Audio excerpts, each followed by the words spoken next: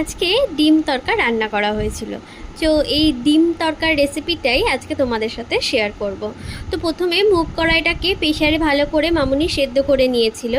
তারপর একটা কড়াইয়ের মধ্যে তেল দিয়ে কুচানো পেঁয়াজ আর টমেটোগুলোকে তুলে দিয়ে ভালো করে নেড়েচেড়ে নিয়েছিল। তারপর আদা আর রসুন কুচি দিয়ে দিয়েছিল। এখানে কিন্তু কুচি ইউজ করতে হবে, বাটা নয়। আদা রসুন কুচি দিয়ে একটু রঙটা ফেড হয়ে এলে তার মধ্যে হলুদ গুঁড়ো, জিরে গুঁড়ো, ধনে গুঁড়ো, কাশ্মীরি লাল লঙ্কার গুঁড়ো, অল্প করে নুন, চিনি আর তড়কা মশলা দিয়ে ভালো করে নেড়েচেড়ে দিতে হবে। আর হ্যাঁ, কাঁচা লঙ্কাও কিন্তু দিয়েছিল। আর অন্যদিকে তেল দিয়ে দুটো ডিম ভালো করে ভুজিয়া মতো করে নিতে হবে।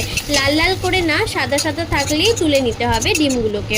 তো তারপরে ওইদিকে জল দিয়ে ভালো করে মশলাটাকে কষে ফেলতে হবে। মশলা থেকে তেল ছেড়ে এলে তার মধ্যে ওই সেদ্ধ করে রাখা মুগ কড়াইটাকে ওর মধ্যে তুলে দিতে হবে। আর ওই যে ভাজা যে ডিমগুলো যে ভাজা হয়েছিল ওইগুলো ওর মধ্যে তুলে দিয়ে ভালো করে একটুখানি ফুটিয়ে নিতে হবে। তারপর লাস্টে ওই তড়কা মশলাটাকে দিয়ে ওপর দিয়ে ছড়িয়ে নাড়িয়ে নামিয়ে নিতে হবে। আর হ্যাঁ, ওপর দিয়ে ধনে পাতাও কিন্তু ছড়ানো হয়েছিল।